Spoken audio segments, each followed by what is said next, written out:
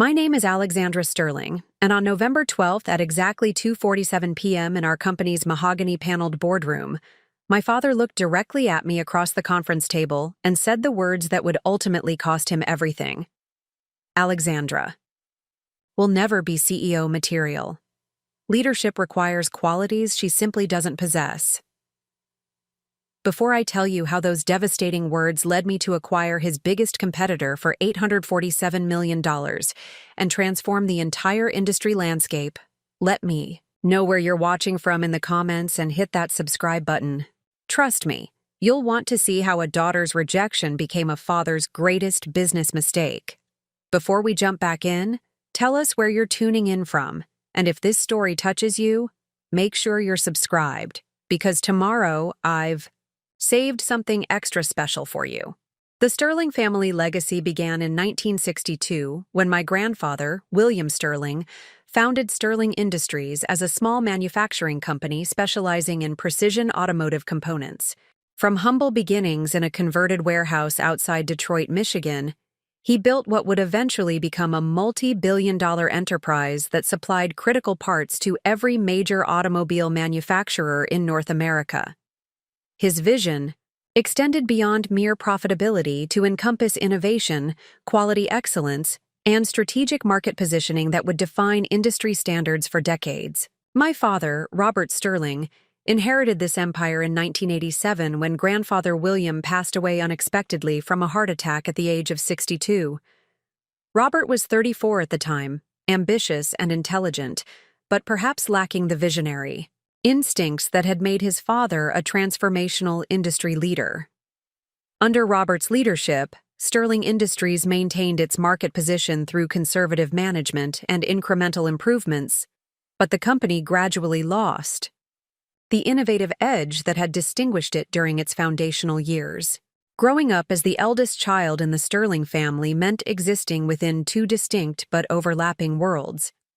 Publicly, we represented automotive industry royalty, attending charity galas, industry conferences, and social events where relationships were cultivated through careful diplomacy and strategic networking.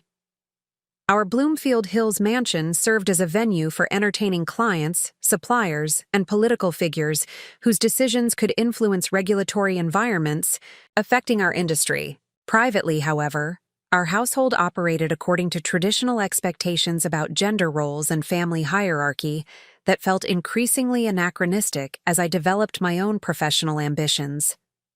My father believed deeply in conventional wisdom about leadership, succession planning, and the qualities necessary for executive effectiveness. His worldview had been shaped by an era when corporate boardrooms were exclusively male domains, and he struggled to envision alternatives to established patterns. My younger brother, Christopher, was positioned as the natural heir to Sterling Industries from an early age. Despite being 3 years younger and significantly less interested in business operations, Christopher received constant mentorship from our father about strategic thinking, market analysis, and executive decision-making. Family dinners often became informal business discussions where Christopher was encouraged to share opinions about industry trends and company strategy, while my contributions were politely acknowledged but rarely explored in depth.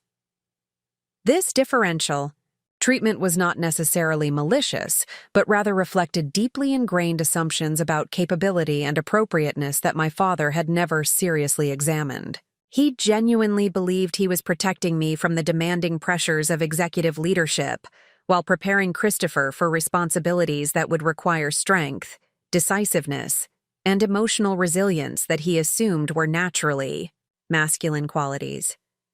My academic achievements at Northwestern University, where I earned a bachelor's degree in industrial engineering with highest honors, were celebrated but not viewed as indicators of executive potential. My subsequent MBA from Wharton, completed with distinction while simultaneously working part-time in our company's operations division, was praised as impressive educational accomplishment but not considered relevant preparation for leadership. Responsibilities. The cognitive dissonance was profound and frustrating.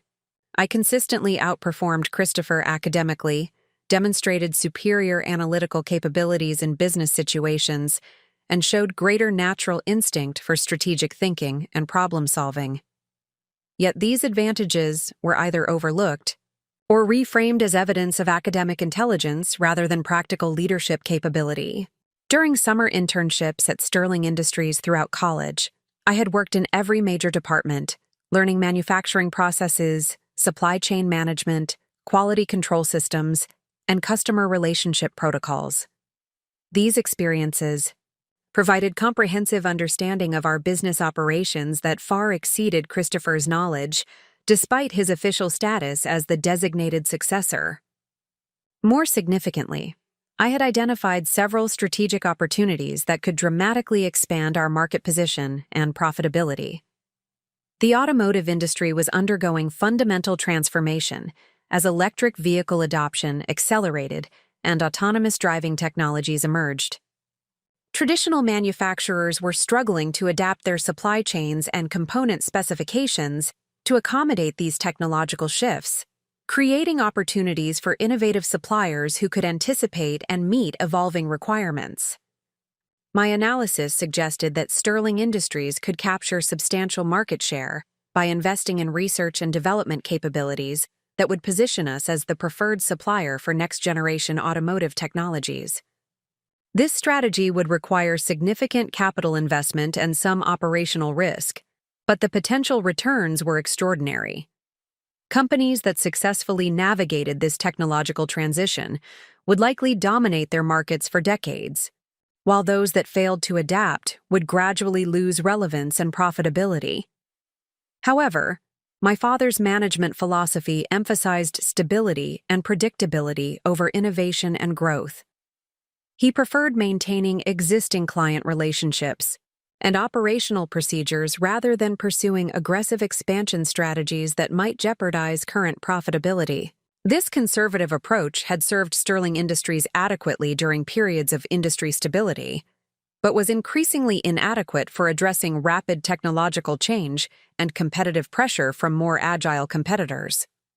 The frustration of possessing strategic insights that were dismissed or ignored because of assumptions about my role within the family became increasingly difficult to accept. I watched competitors implement strategies similar to those I had proposed, gaining market advantages that should have belonged to Sterling Industries. Our company's stock performance lagged industry averages, and client feedback indicated growing concern about our ability to meet future technological requirements.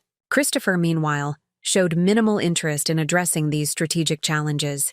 His approach to business was reactive rather than proactive, focused on maintaining existing operations rather than developing innovative solutions to emerging problems. During family discussions about company direction, he typically deferred to our father's judgment rather than proposing independent ideas or challenging conventional assumptions. The contrast between Christopher's designated role and his actual capabilities became increasingly apparent to everyone involved in company operations. Senior managers privately expressed concern about succession planning, though none were willing to risk career consequences by openly questioning our father's decisions.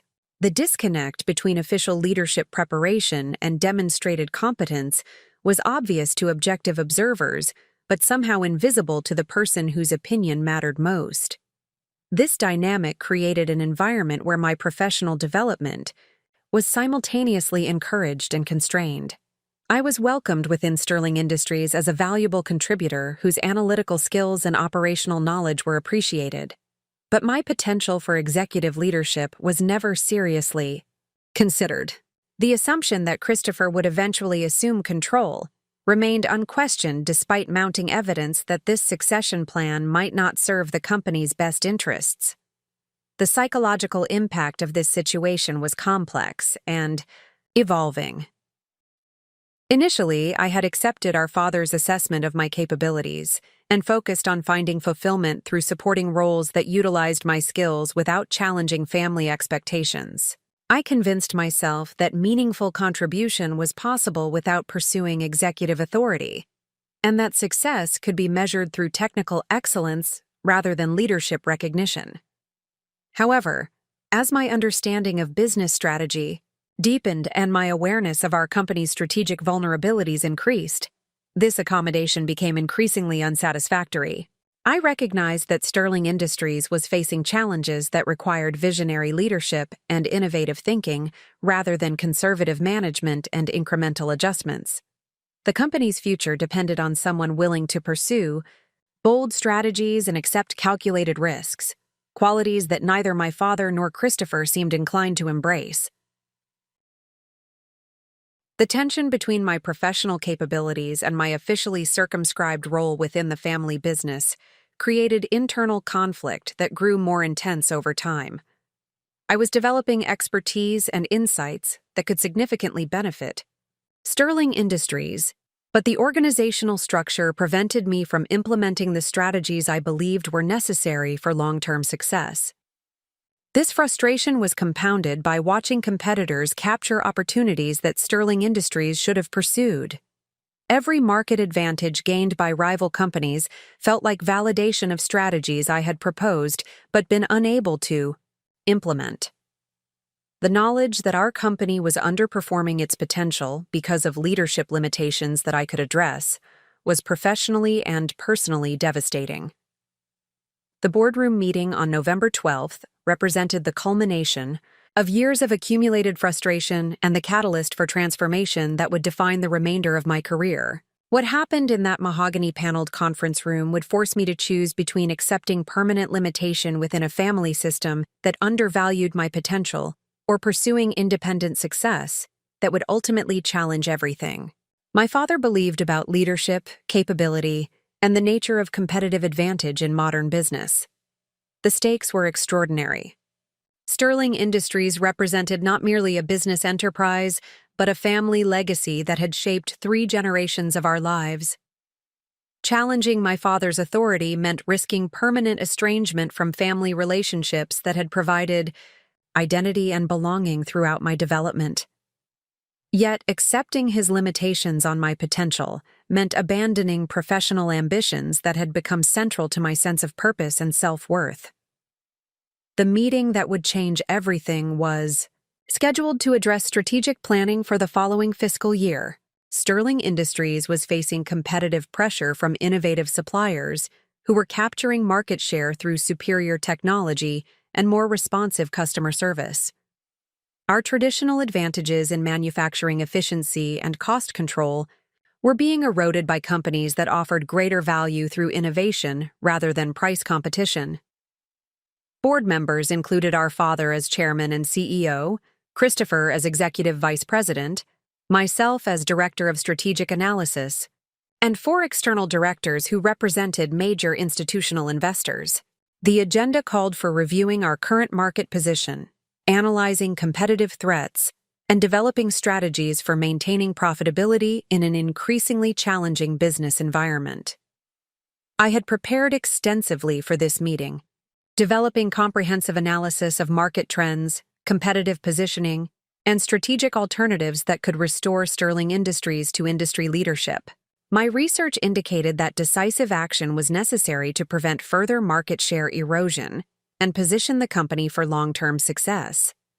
The presentation I had prepared represented months of detailed analysis and represented what I believed was the most important strategic communication of my professional career. The proposal I intended to present was ambitious but realistic, requiring significant investment in research and development capabilities that would enable Sterling Industries to anticipate and meet evolving customer requirements. The strategy involved partnerships with technology companies, acquisition of specialized engineering talent, and development of manufacturing capabilities that could accommodate rapid product iteration and customization. The financial projections were compelling, indicating potential revenue growth of 35% over 3 years, and market share expansion that would restore Sterling Industries to industry leadership position. The competitive analysis demonstrated that companies implementing similar strategies were significantly outperforming the market, while those maintaining traditional approaches were losing ground to more innovative competitors. However, implementing This strategy would require our father to acknowledge that fundamental changes were necessary for company survival, and that traditional management approaches were inadequate for addressing current challenges.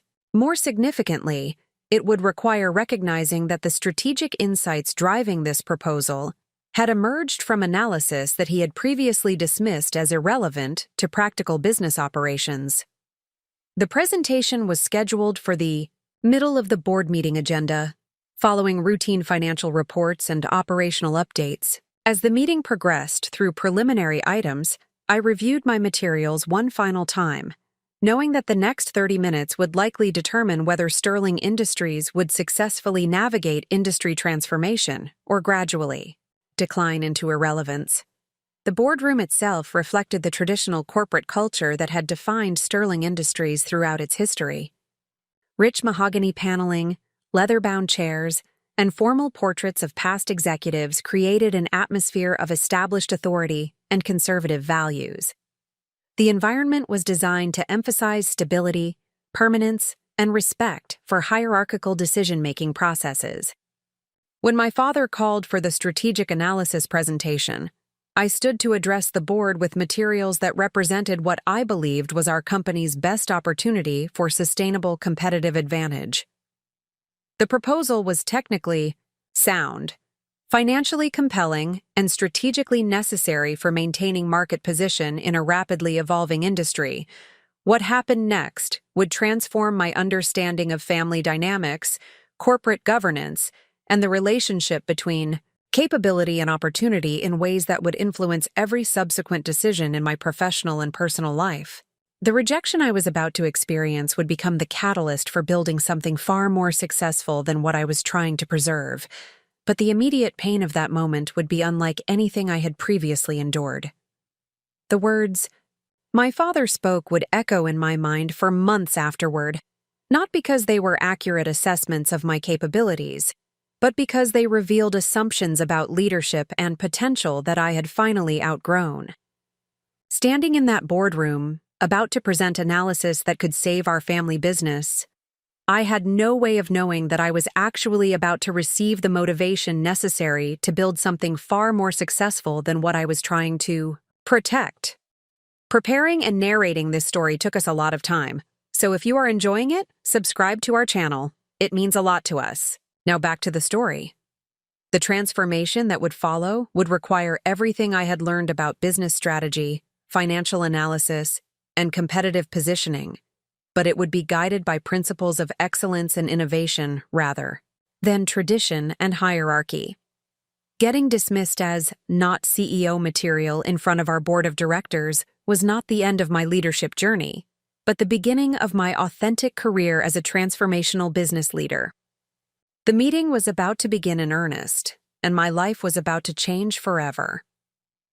The transformation of Sterling Industries from family legacy into personal battleground had been occurring gradually over several years, with each small incident contributing to a larger pattern of systematic exclusion that I was only beginning to fully comprehend. What appeared to be isolated instances of traditional family dynamics were actually components of a deliberate structure designed to maintain existing power relationships regardless of merit or capability. The pattern became most evident during quarterly board meetings, where strategic decisions affecting the company's future were discussed and voted upon by directors who represented significant institutional investments in Sterling Industries. These meetings provided forums for presenting analytical findings, proposing strategic initiatives, and demonstrating leadership capabilities to external stakeholders who could influence succession planning and executive development within the organization. During my first board presentation 3 years earlier, I had presented comprehensive analysis of emerging market opportunities in the electric vehicle supply chain. The research had required 6 months of detailed investigation, including interviews with automotive executives, analysis of technological trends, and financial modeling that projected potential revenue impacts of strategic positioning within this expanding market segment. The analysis was methodologically sound and financially compelling. Electric vehicle adoption was accelerating rapidly, driven by regulatory requirements, consumer preferences, and technological improvements that were making electric cars increasingly competitive with traditional internal combustion engines. This transition would require substantial modifications to automotive supply chains, creating opportunities for component manufacturers who could anticipate and meet evolving requirements. Sterling Industries possessed manufacturing capabilities and customer relationships that positioned us advantageously for capturing significant market share within this emerging segment. However, realizing this potential would require investments in research and development, strategic partnerships with technology companies, and manufacturing modifications that could accommodate different specifications and quality requirements. My presentation included detailed financial projections indicating potential revenue growth of 42% over 5 years, along with competitive analysis demonstrating that early movers in this market were achieving substantially higher profitability than companies maintaining traditional product focuses. The strategic framework I proposed included specific implementation timelines, investment requirements, and risk management protocols that would minimize downside exposure while maximizing upside potential. The board's reception of this analysis was professionally courteous but ultimately dismissive. External directors asked thoughtful questions about methodology and assumptions, but my father's response set the tone for subsequent discussion. He acknowledged the thoroughness of my research while questioning whether such aggressive strategic shifts were appropriate for a company that had achieved success through conservative management and incremental growth. Christopher's contribution to this discussion revealed the fundamental problem with our succession planning. Rather than engaging with the substance of my analysis or proposing alternative strategic approaches, he simply reinforced our father's preference for maintaining existing operations rather than pursuing potentially disruptive innovations. His response demonstrated comfort with reactive management rather than proactive leadership. The meeting concluded with the board's decision to defer consideration of electric vehicle market opportunities while conducting additional research and analysis. This delay effectively killed the proposal, since competitive advantages in emerging markets depend on early positioning rather than deliberate evaluation. By the time Sterling Industries completed its additional analysis, competitors would have already captured the strategic positioning that could have been ours. Over the following months, I watched several competitors implement strategies similar to those I had proposed. Advanced Component Technologies, our primary rival, announced partnerships with 3 major automotive manufacturers to develop specialized components for electric vehicle applications. Their stock price increased 28% following these announcements, and industry publications began featuring their executives as visionary leaders who were positioning their companies for future success. The pattern repeated itself during subsequent board meetings as I presented analysis of other strategic opportunities that were consistently deferred, modified, or rejected in favor of maintaining existing operations. Each missed opportunity represented not merely foregone revenue, but also competitive disadvantages that would compound over time as rivals gained market positioning that Sterling Industries could have captured through more aggressive strategic thinking. The psychological impact of watching my strategic insights prove accurate while being powerless to implement them created frustration that intensified with each quarterly meeting. I was developing expertise in market analysis and strategic planning. That exceeded my father's capabilities. But the organizational structure prevented me from translating this expertise into actionable business strategies. More damaging was the pattern of credit allocation that emerged whenever my analysis contributed to successful outcomes. During rare instances when the board approved strategic initiatives based on my research, the public recognition and internal acknowledgement consistently flowed to Christopher or our father rather than to me. My role was characterized as analytical support rather than strategic leadership, despite the fact that the intellectual foundation for these decisions originated from my work.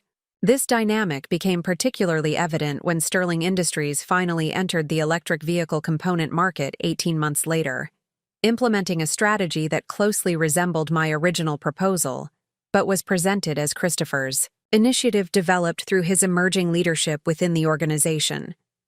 The implementation was less comprehensive and poorly timed compared to what I had originally proposed, but it still generated positive financial results that enhanced Christopher's reputation as a strategic thinker. The irony was profound and demoralizing. My analysis had identified the opportunity, my research had demonstrated its viability, and my strategic framework had provided the implementation roadmap. Yet the success was attributed to Christopher's leadership development and our father's mentorship. While my contribution was minimized as technical support that had facilitated their strategic vision, these experiences revealed the futility of attempting to gain recognition through exceptional performance within a system designed to channel success toward predetermined beneficiaries. Excellence in analysis, innovation in strategic thinking, and accuracy in market prediction were insufficient to overcome assumptions about appropriate roles and capabilities that had been established long before my professional development began. The realization that merit-based advancement was impossible within Sterling Industries created existential questions about my professional future and personal identity. I had invested substantial time and energy developing expertise that could benefit our family business, but the organizational structure would never allow me to utilize this expertise in leadership roles that matched my capabilities. Simultaneously, I observed Christopher's development as the designated successor with growing concern about the company's future prospects. His approach to strategic thinking remained reactive rather than proactive, focused on maintaining existing operations rather than identifying opportunities for growth and innovation. During strategic planning sessions, he typically waited for others to present ideas rather than developing independent analysis or proposing original initiatives. More troubling was his tendency to seek consensus rather than making decisive judgments when situations required leadership and direction. Effective executives must be capable of making difficult decisions based on incomplete information, accepting responsibility for outcomes that cannot be fully predicted or controlled. Christopher's preference for group decision-making and risk avoidance suggested fundamental misunderstanding of executive responsibilities. The contrast between Christopher's designated role and his demonstrated capabilities became increasingly apparent to senior managers within Sterling Industries. Private conversations with department heads revealed widespread concern about succession planning and the company's ability to maintain competitive positioning under leadership that prioritized stability over innovation. However, these concerns were never expressed in forums where they might influence actual decision-making. The organizational culture discouraged challenges to established hierarchy, and senior managers understood that questioning succession plans could jeopardize their own career advancement within the company. The disconnect between private assessments and public support created an environment where everyone understood the problem, but no one was willing to address it directly. This dynamic extended beyond immediate family relationships to encompass broader organizational patterns that reinforced traditional assumptions about leadership and authority. Department meetings, strategic planning sessions, and client interactions all reflected expectations that Christopher would eventually assume. Executive control, regardless of his actual qualifications or performance. The cumulative effect was to create parallel organizational structures where formal authority flowed through established channels, while informal influence developed around actual competence and capability. Senior managers learned to navigate both systems simultaneously, providing public deference to official hierarchy while privately seeking guidance from sources who possessed genuine expertise and insight. My position within this dual structure was complex and increasingly uncomfortable. Formally, I held a director-level position with analytical responsibilities that supported strategic decision-making. Informally, I had become a trusted advisor to managers who needed sophisticated analysis and strategic insight, but could not publicly acknowledge the source of their guidance. This shadow influence was professionally satisfying but ultimately frustrating because it demonstrated my capabilities while highlighting the organizational barriers that prevented official recognition. I was providing strategic leadership without receiving leadership authority, developing solutions to complex problems without being able to implement them directly. The psychological toll of this situation intensified as I recognized that exceptional performance within existing organizational constraints would never lead to opportunities that matched my capabilities and ambitions. The system was designed to channel authority toward Christopher, regardless of comparative performance, creating a zero-sum dynamic where my success could not translate into advancement without fundamentally challenging family expectations. The strategic planning retreat held 6 months before the decisive board meeting provided the clearest indication that fundamental change was necessary if Sterling Industries was to remain competitive in an increasingly demanding market environment. The retreat brought together senior executives, department heads, and board members for comprehensive review of our competitive position and development of strategies for the following 3-year period. The external consulting firm hired to facilitate this process conducted confidential interviews with all participants about their assessments of company strengths, weaknesses, opportunities, and threats. The consultants' preliminary findings, shared privately with selected participants, revealed unanimous concern about leadership development and succession planning within the organization. Department heads consistently identified strategic vision and innovative thinking as critical, capabilities that would determine Sterling Industries' future success. However, their assessments of current leadership development suggested inadequate preparation for challenges that would require decisive action and strategic risk-taking. The gap between required capabilities and existing leadership preparation was identified as the most significant threat facing the organization. The consultant's final presentation to the full retreat group diplomatically avoided direct criticism of succession planning, while emphasizing the importance of developing strategic leadership capabilities throughout the organization. The recommendations included expanded leadership development programs, increased emphasis on innovative thinking, and creation of structures that would enable emerging leaders to demonstrate executive capabilities. These recommendations represented implicit criticism of current succession plans without directly challenging family authority or organizational hierarchy. The consultant had identified genuine problems while providing face-saving mechanisms that would allow leadership to address these issues without acknowledging fundamental errors in judgment or planning. My father's response to these recommendations was predictably defensive, emphasizing Sterling Industries' history of stable leadership and gradual development of executive capabilities through proven mentorship approaches. He dismissed concerns about strategic vision as consultant-generated problems that did not reflect actual business requirements or organizational realities.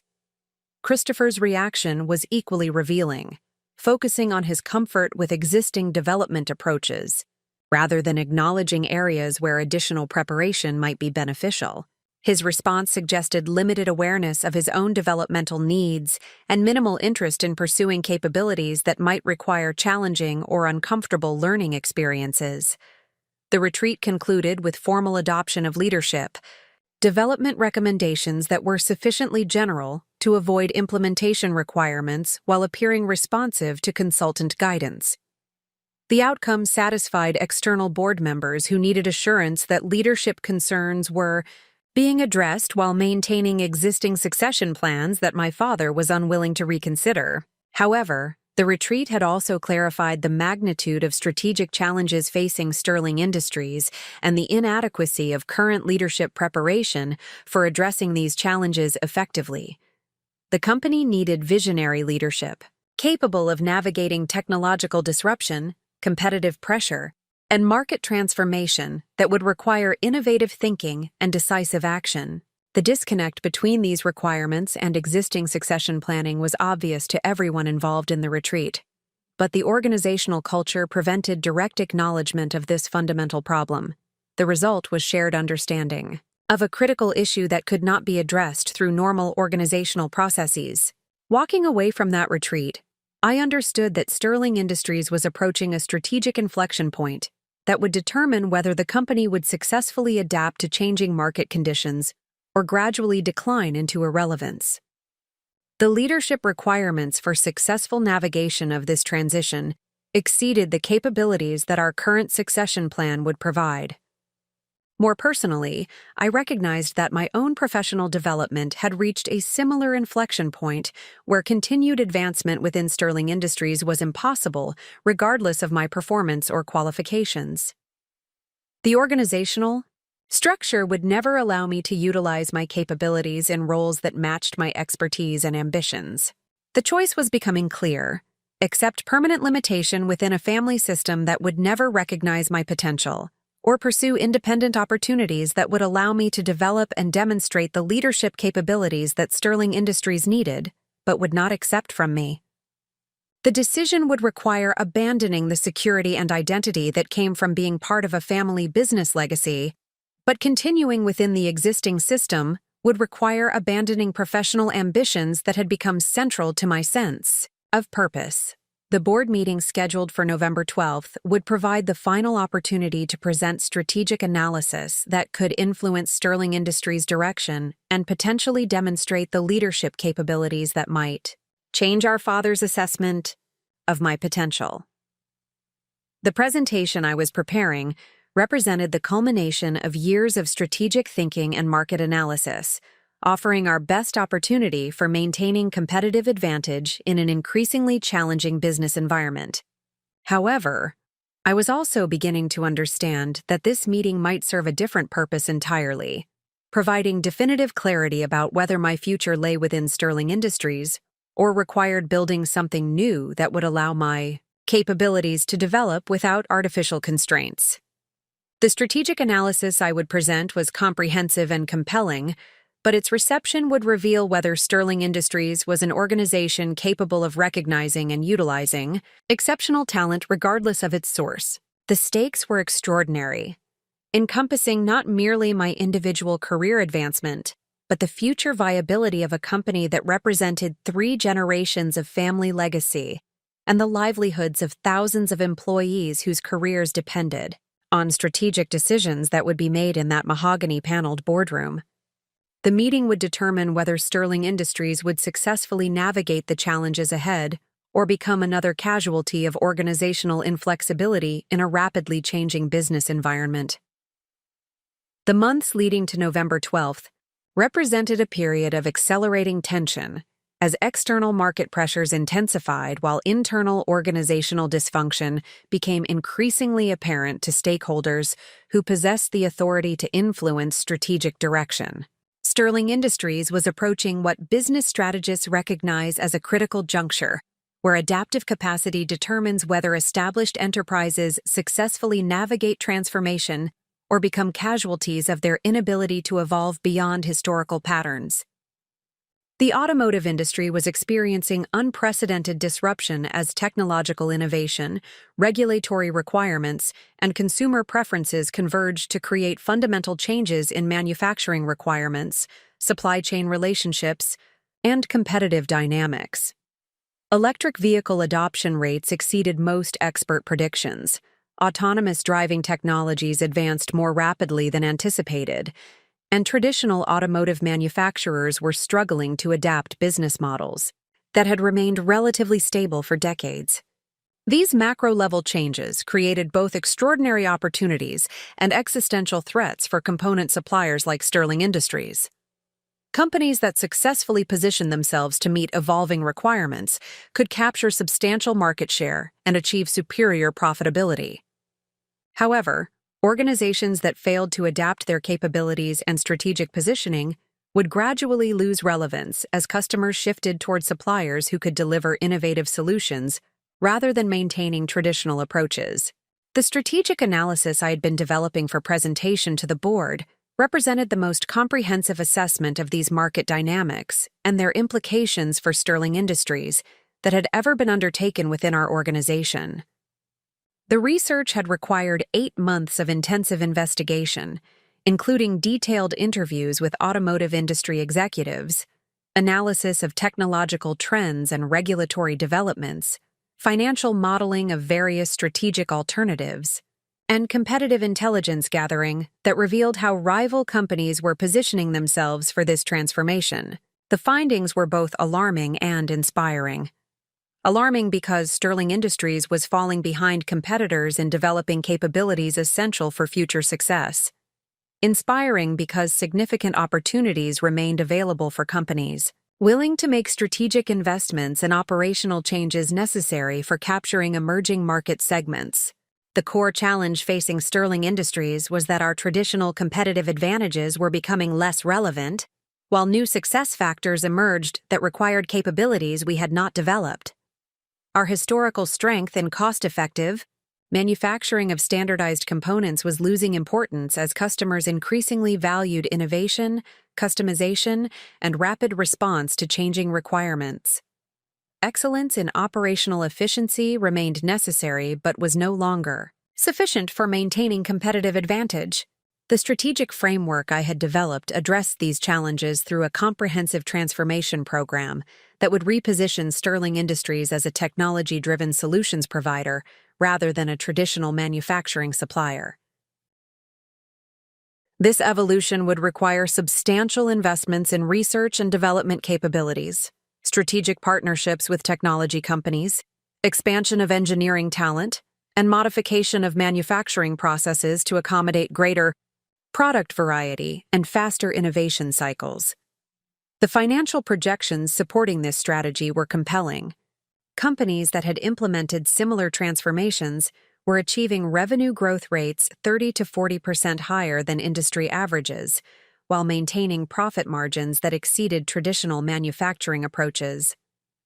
The investment requirements were substantial but manageable given Sterling Industries' financial position and borrowing capacity. However, implementing this strategy would require fundamental changes in organizational culture, management philosophy, and operational approaches that challenged many assumptions about appropriate business practices that had guided Sterling Industries throughout its history.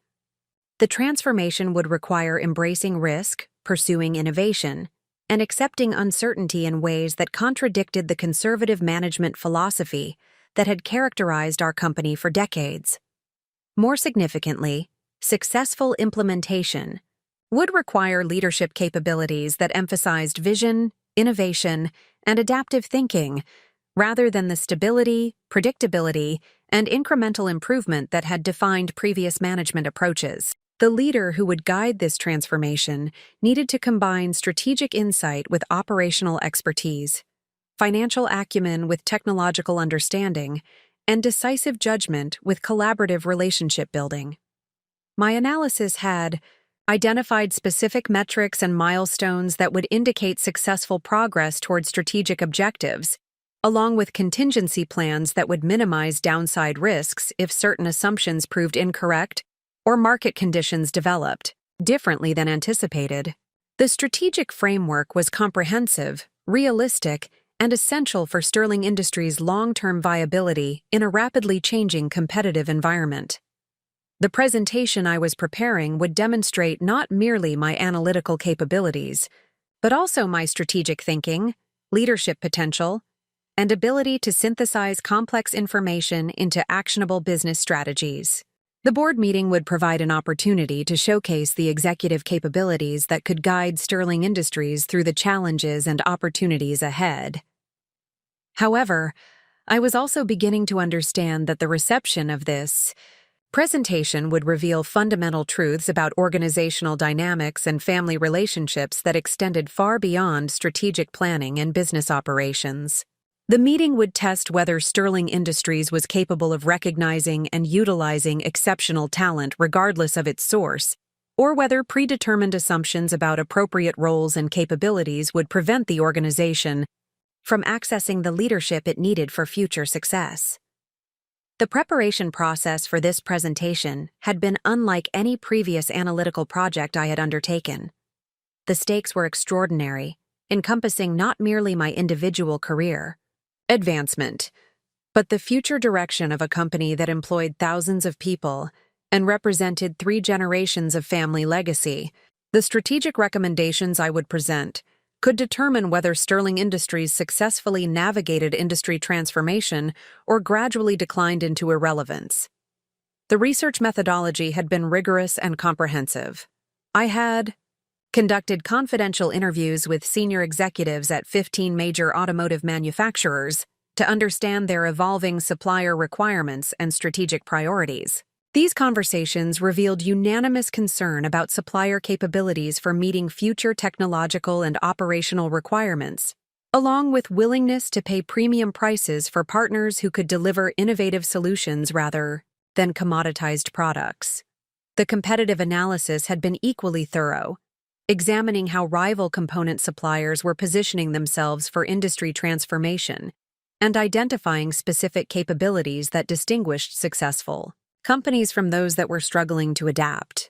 The patterns were clear and consistent. Companies that invested in research and development, formed strategic technology partnerships, and developed flexible manufacturing capabilities were achieving superior financial performance and gaining market share at the expense of traditional competitors.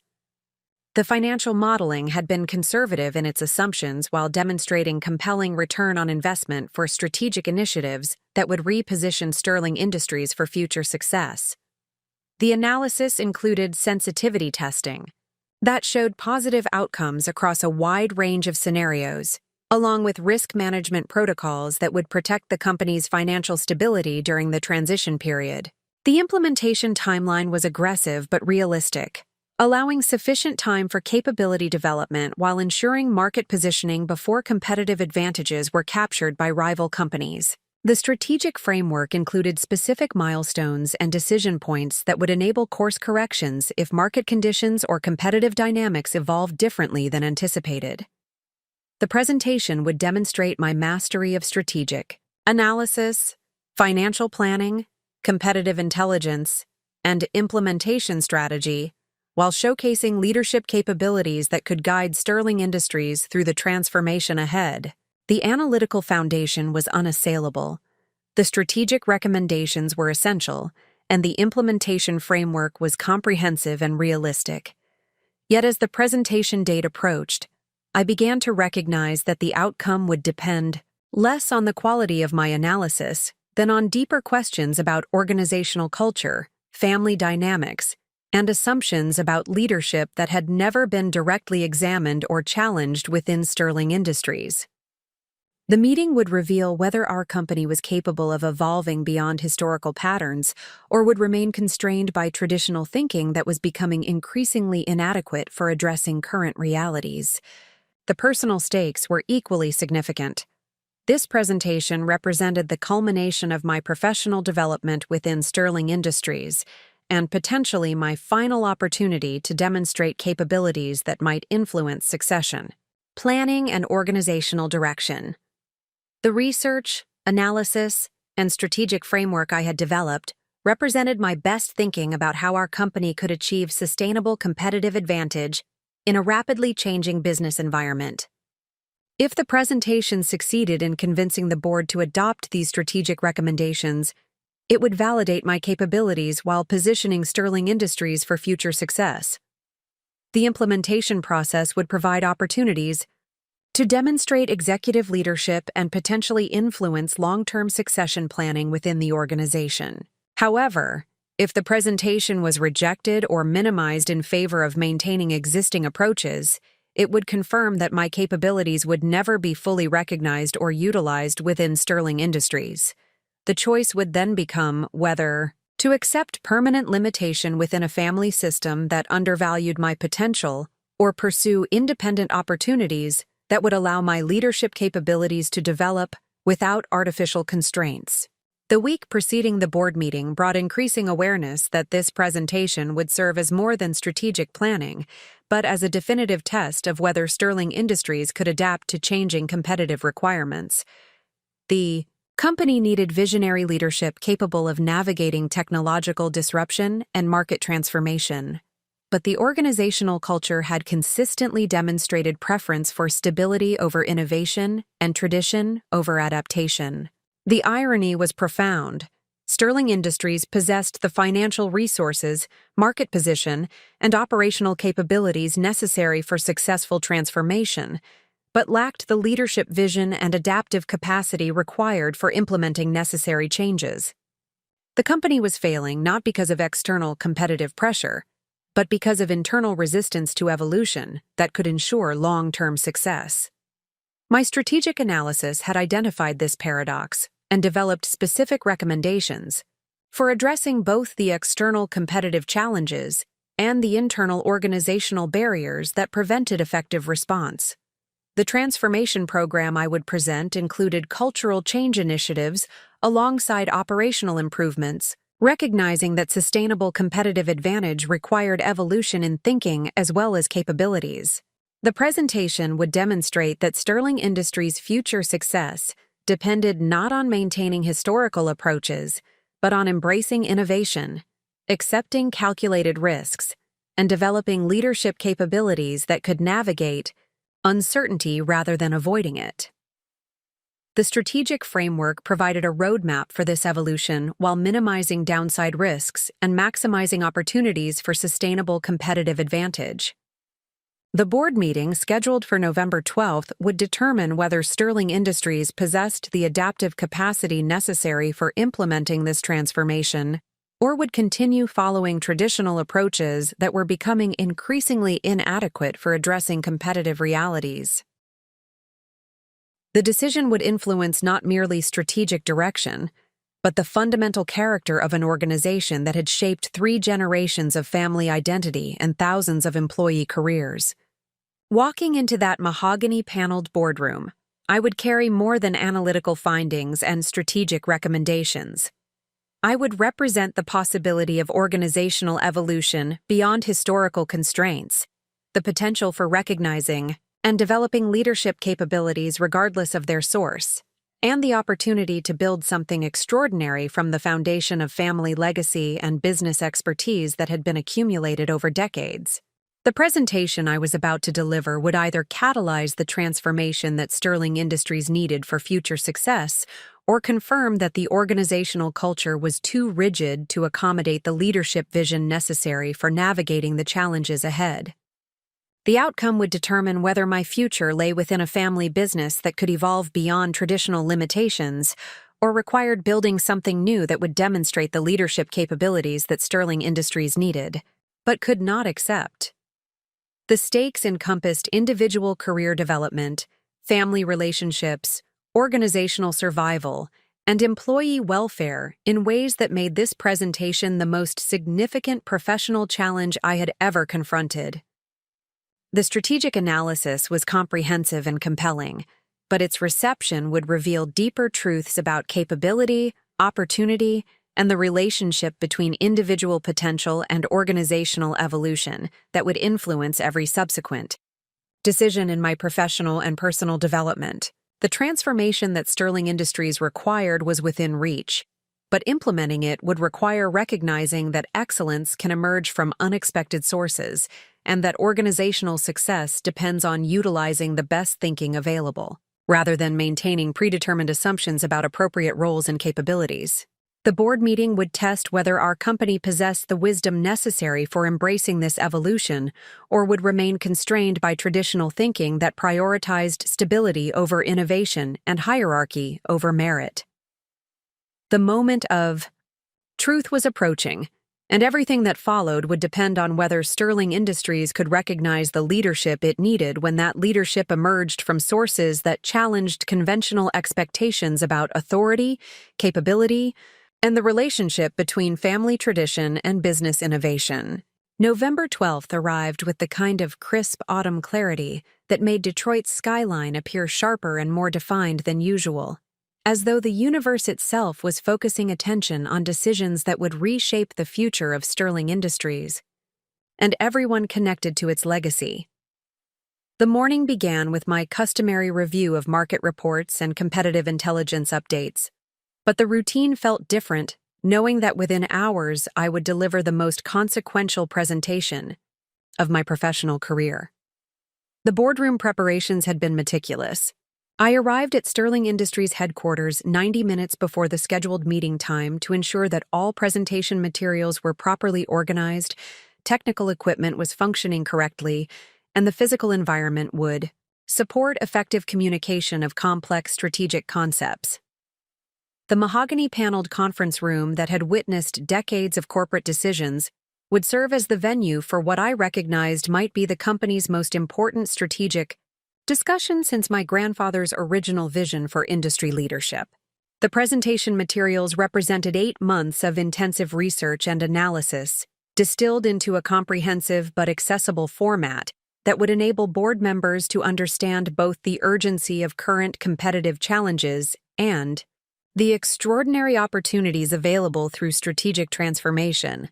The bound copies included executive summaries, detailed financial projections, competitive analysis, implementation timelines, and risk management protocols that addressed every significant concern that sophisticated business leaders might raise about the proposed strategic direction.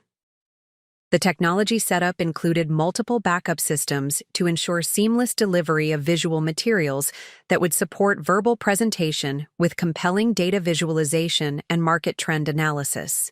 The stakes were too significant to risk technical difficulties interfering with communication of strategic insights that had been developed through months of careful investigation and analysis.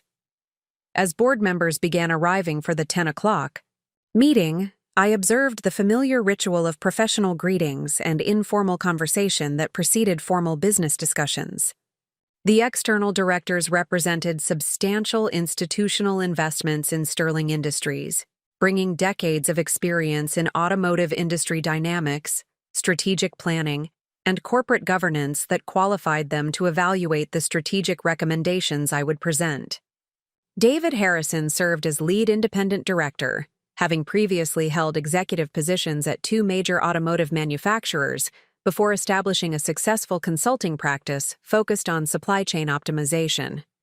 His expertise in industry transformation processes would make him particularly qualified to assess the strategic framework I had developed for positioning Sterling Industries within emerging market segments. Margaret Chen brought financial expertise developed through 20 years as Chief Financial Officer at a Fortune 500 industrial company, followed by board service at multiple organizations facing similar strategic challenges.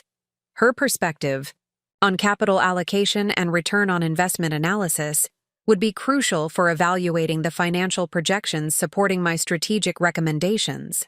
Robert Kowalski contributed operational expertise gained through progressive leadership roles at manufacturing companies that had successfully navigated technological transitions similar to those currently affecting the automotive industry.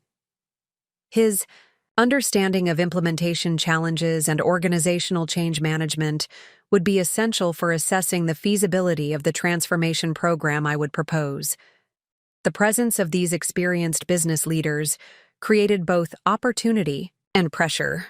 Their expertise would enable sophisticated evaluation of strategic concepts that might be dismissed by less knowledgeable audiences, but their standards for analytical rigor and implementation realism would require presentation quality that met the highest professional expectations. My father's demeanor as he entered the boardroom reflected the confident authority of someone who had guided Sterling Industries through previous challenges and believed that traditional management approaches would prove adequate for addressing current competitive pressures. His interactions with board members demonstrated the relationship-building skills that had served him effectively throughout his career, while also revealing assumptions about strategic priorities that might conflict with the transformational approach I would recommend. Christopher arrived precisely on time, carrying materials that suggested preparation for routine operational updates rather than strategic planning discussions that might require innovative thinking or adaptive leadership. His body language conveyed comfort with established meeting patterns and predetermined outcomes, along with minimal anticipation of discussions that might challenge conventional assumptions about business strategy or organizational direction.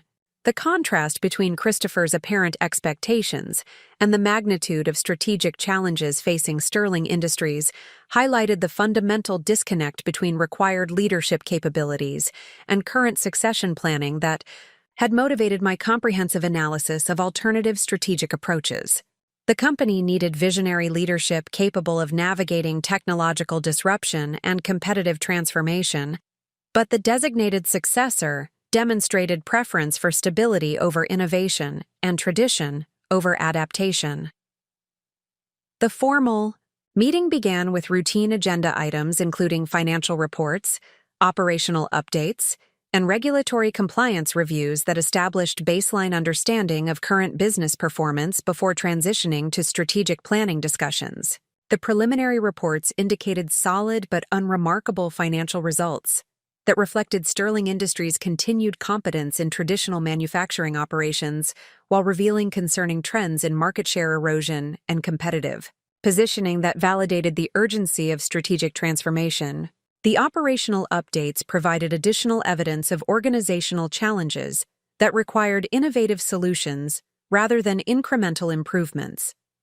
Customer feedback indicated growing concern about Sterling Industries' ability to meet evolving technological requirements, while employee survey results suggested declining confidence in strategic direction and leadership development. The disconnect between internal capabilities and external requirements was becoming increasingly apparent to stakeholders throughout the organization. When my father called for the strategic analysis presentation, the atmosphere in the boardroom shifted perceptibly as attention focused on what everyone understood would be the most significant discussion of the meeting. The months of preparation, research, and analysis would be distilled into a 30-minute presentation that would either catalyze transformation or confirm the continuation of traditional approaches that were proving increasingly inadequate for addressing competitive realities. Standing to address the board, I experienced the complex emotions that accompany moments when individual capabilities will be tested under circumstances that could influence the trajectory of multiple lives and organizational futures. The presentation represented not merely analytical findings, but a comprehensive vision for how Sterling Industries could evolve beyond historical constraints to achieve sustainable competitive advantage in a rapidly changing business environment. The opening slides established the severity of industry transformation and the inadequacy of incremental responses to technological disruption that was reshaping customer requirements, competitive dynamics, and success factors throughout the automotive supply chain. The data was compelling and irrefutable, demonstrating that companies maintaining traditional approaches were losing market share to rivals who had embraced innovation and strategic adaptation. The competitive analysis revealed how advanced component technologies, our primary rival, had achieved superior financial performance through strategic investments in research and development capabilities that enabled them to capture emerging market opportunities that Sterling Industries had failed to pursue. Their stock price had increased 43% over the previous 18 months, while Sterling Industries had achieved growth rates below industry averages, indicating that our traditional competitive advantages were being eroded by more innovative approaches. The market opportunity assessment presented detailed analysis of customer requirements for next-generation automotive technologies, including electric vehicle components, autonomous driving systems, and advanced manufacturing capabilities that would determine supplier selection for the next decade. The potential revenue impact for companies that successfully positioned themselves within these emerging segments was extraordinary, with profit margins substantially exceeding traditional manufacturing operations. The strategic framework I proposed addressed these opportunities through a comprehensive transformation program that would reposition Sterling Industries as a technology-driven solutions provider rather than a traditional manufacturing supplier. The evolution would require substantial investments in research and development capabilities, strategic partnerships with technology companies, expansion of engineering talent, and modification of manufacturing processes to accommodate innovation, cycles and product customization that exceeded current organizational capabilities. The financial projections supporting this strategy were conservative in their assumptions, while demonstrating compelling return on investment for strategic initiatives that would establish Sterling Industries as an industry leader in emerging market segments. The analysis included sensitivity testing that showed positive outcomes across various scenarios, along with risk management protocols that would protect financial stability during the transition period. The implementation timeline was aggressive but realistic, providing sufficient time for capability development while ensuring market positioning before competitive advantages were captured by rival companies.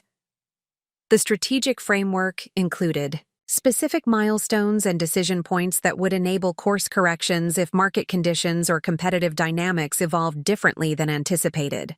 Throughout the presentation, I maintained focus on objective analysis and strategic reasoning rather than personal advocacy, recognizing that board members would evaluate recommendations based on business merit rather than individual career considerations. The data supported transformation as both necessary for competitive survival and advantageous for achieving superior financial performance, making personal interests secondary to organizational requirements. The visual materials included comparison charts that demonstrated how companies implementing similar strategies had achieved revenue growth rates and profit margins substantially exceeding industry averages, while organizations maintaining traditional approaches had experienced declining market share and financial performance. The pattern was consistent across multiple market segments and geographic regions, indicating that transformation was essential rather than optional for maintaining competitive relevance. The technology partnership opportunities included specific companies that had expressed interest in collaborative relationships with automotive suppliers who possessed manufacturing capabilities and customer relationships that complemented their innovation expertise.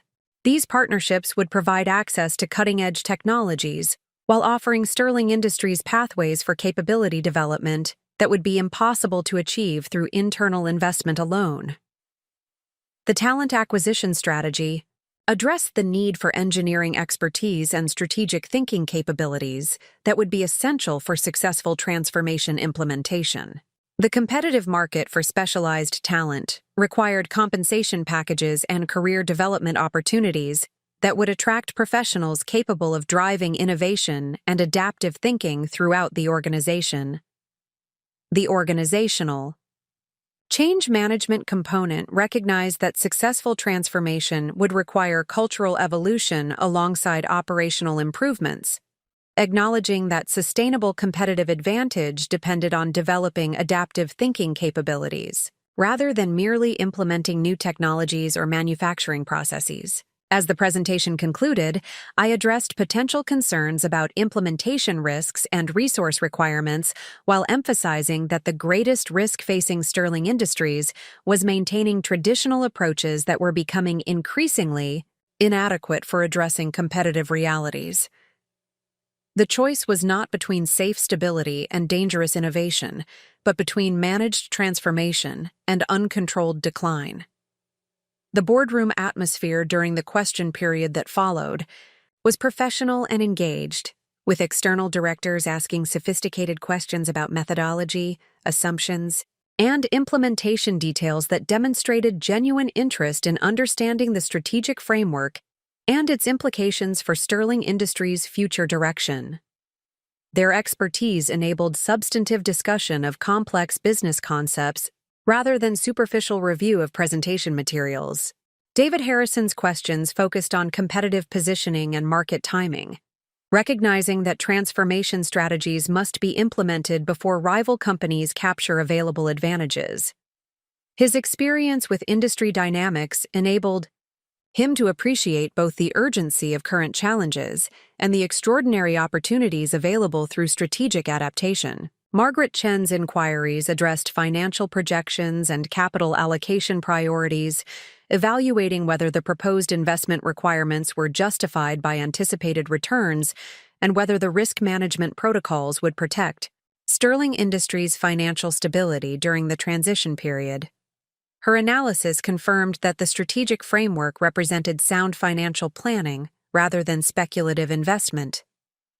Robert Kowalski's examination of implementation details reflected his operational expertise and understanding of organizational change challenges that could influence transformation success. His questions validated the feasibility of proposed capability development while identifying additional considerations that would strengthen implementation planning. The external director's reception of the presentation was encouraging, suggesting recognition that the strategic analysis was comprehensive and the recommendations were essential for Sterling Industries' continued competitiveness. Their questions indicated engagement with the substance of the proposals rather than dismissal of transformation as unnecessary or inappropriate. However, the responses from family members would ultimately determine whether the strategic framework would be adopted or rejected in favor of maintaining existing approaches. My father's expression throughout the presentation had been carefully neutral, revealing neither approval nor disapproval, while maintaining the authoritative demeanor that characterized his leadership style. Christopher's reaction was more transparent, suggesting discomfort with strategic concepts that would require capabilities and leadership approaches that differed significantly from his natural preferences for stability and incremental improvement. His body language indicated resistance to transformation that would challenge his assumptions about appropriate business practices and organizational direction. The moment of truth was approaching as discussion transitioned from clarifying questions to evaluation of recommendations and decision-making about strategic direction. The comprehensive analysis I had presented provided compelling evidence that transformation was necessary for competitive survival and advantageous for achieving superior performance. But organizational dynamics and family relationships would ultimately determine whether logic would prevail over tradition. The silence that followed the conclusion of formal discussion was heavy with implications that extended far beyond strategic planning to encompass questions about capability recognition, leadership development, and the relationship between individual potential and organizational evolution. The decision that emerged from this boardroom would determine whether Sterling Industries possessed the adaptive capacity necessary for navigating industry transformation or would remain constrained by traditional thinking that prioritized stability over innovation. Everything that had led to this moment, from months of research and analysis to years of professional development within an organization that had consistently undervalued my capabilities, was converging toward a single decision. That would define the future trajectory of both my career and the company that represented 3 generations of family legacy. The presentation had been delivered with professional excellence, but its reception would reveal deeper truths about organizational culture and family dynamics that would influence every subsequent choice about personal and professional development. The period of deliberation that followed my presentation felt suspended in time, with each board member processing the comprehensive strategic analysis through their own lens of experience while weighing the implications of transformation against the comfort of maintaining established approaches. The mahogany-paneled boardroom that had witnessed decades of corporate decisions now served as the arena where individual capability would be measured against organizational tradition in ways that would determine the future direction of Sterling Industries. David Harrison broke the contemplative silence with observations that validated the thoroughness of my research and the soundness of my strategic reasoning. His experience guiding automotive industry transformations provided credibility for his assessment that the competitive analysis was accurate, the market opportunities were genuine, and the implementation framework represented sophisticated strategic thinking that addressed both external challenges and internal organizational requirements. His commentary focused on the urgency of competitive positioning within emerging market segments, emphasizing that transformation windows are typically limited and that companies achieving early strategic positioning often maintain advantages for extended periods. The data I had presented supported his conclusion that Sterling Industries possessed the financial resources and operational capabilities necessary for successful transformation. But that decisive action would be required. To capture available opportunities before rival companies established insurmountable competitive advantages, Margaret Chen's evaluation addressed the financial projections and capital allocation priorities with the precision that characterized her approach to investment analysis. Her assessment confirmed that the proposed strategy represented sound financial planning with conservative assumptions and appropriate risk management protocols. The return on investment calculations were realistic rather than optimistic, and the sensitivity analysis demonstrated positive outcomes across various market scenarios that provided confidence in the strategic framework's financial viability. Her observations included recognition that maintaining traditional approaches would likely result in continued market share erosion and declining profitability as customer requirements evolved beyond Sterling Industries' current capabilities. The financial analysis supported transformation not merely as growth opportunity, but as defensive necessity for preserving the company's competitive position and long-term financial stability. Robert Kowalski contributed operational perspective that validated the feasibility of proposed capability development while acknowledging the magnitude of organizational change that would be required for successful implementation. His experience managing similar transformations provided credibility for his assessment that the implementation timeline was aggressive but achievable, and that the cultural change management components addressed critical success factors that were often overlooked in strategic planning processes. His commentary emphasized that transformation success would depend on leadership commitment and organizational alignment around shared vision for Sterling Industries' evolution beyond traditional manufacturing toward technology-driven solutions. Provision. The strategic framework provided comprehensive roadmap for this evolution, but implementation would require sustained executive focus and willingness to navigate uncertainty rather than avoiding it through adherence to familiar approaches.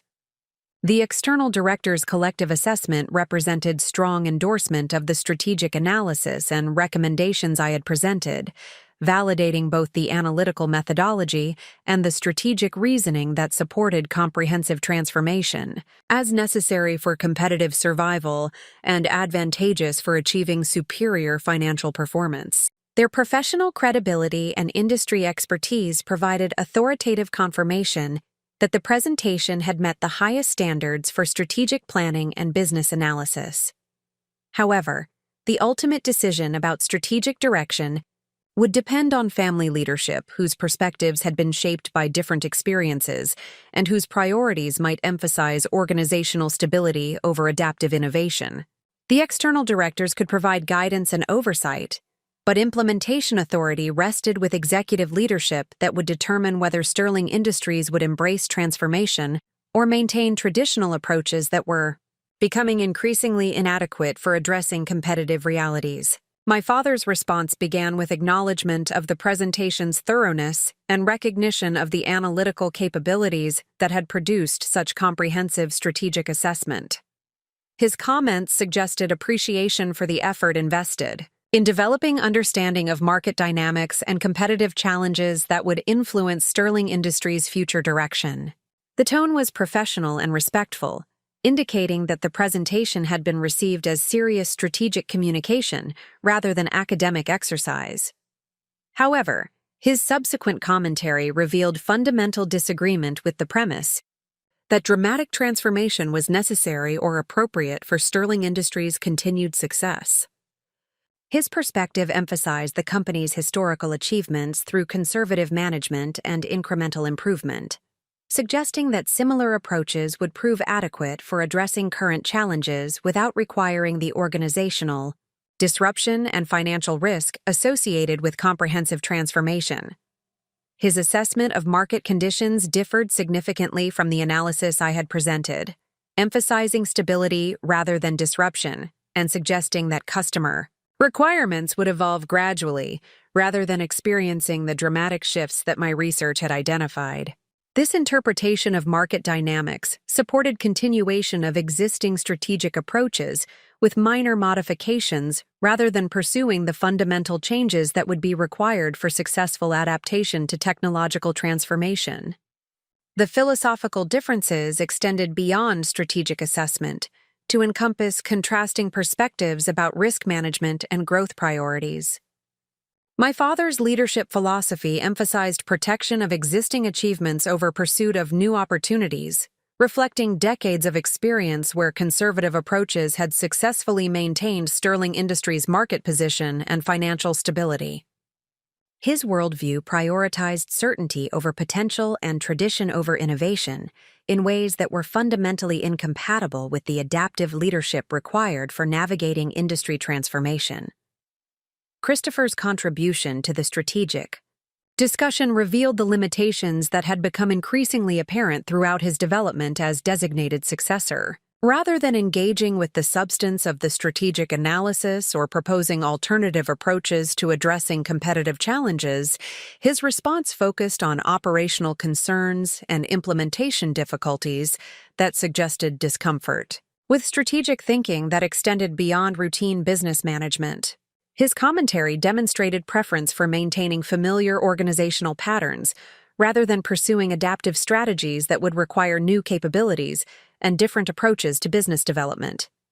The absence of independent, strategic vision or innovative thinking confirmed that his leadership style would be reactive rather than proactive, focused on preserving existing operations rather than identifying opportunities for growth and competitive advantage. The contrast between Christopher's designated role and his demonstrated capabilities was particularly striking in the context of strategic discussion that revealed the magnitude of leadership requirements for successfully navigating industry transformation. The company needed visionary leadership capable of synthesizing complex information, making decisive judgments under uncertainty, and inspiring organizational commitment to adaptive change. Christopher's response suggested fundamental misunderstanding of these requirements and minimal interest in developing the strategic thinking capabilities that would be essential for executive effectiveness. The deliberation period that followed, individual board member responses created space for synthesis and evaluation of competing perspectives about Sterling Industries' strategic direction. The external directors had endorsed transformation as both necessary and advantageous, while family leadership had expressed preference for maintaining traditional approaches with incremental modifications. The tension between these positions reflected deeper questions about organizational evolution and the relationship between historical success patterns and future competitive requirements. The silence that preceded my father's final assessment felt charged with implications that extended beyond strategic planning to encompass fundamental questions about capability recognition, leadership development, and organizational adaptation. The decision that emerged would determine whether Sterling Industries would embrace the transformation necessary for future success, or continue following approaches that were becoming increasingly inadequate for addressing competitive realities. When my father spoke again, his tone carried the authority that had characterized his leadership throughout decades of corporate decision-making. His words would either validate the strategic analysis and authorize implementation of transformation initiatives, or reject the recommendations in favor of maintaining traditional approaches that prioritized stability over innovation and hierarchy over merit.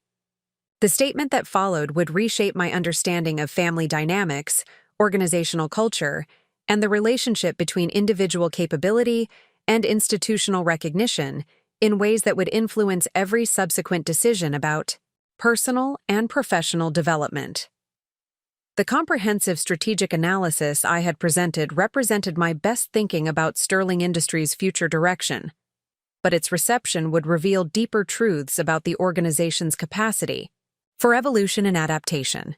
The presentation was thorough and professionally executed, my father began, his voice carrying the measured cadence that characterized his approach to significant corporate communications. The research demonstrates considerable analytical capability and attention to detail that reflects well on our internal strategic planning processes.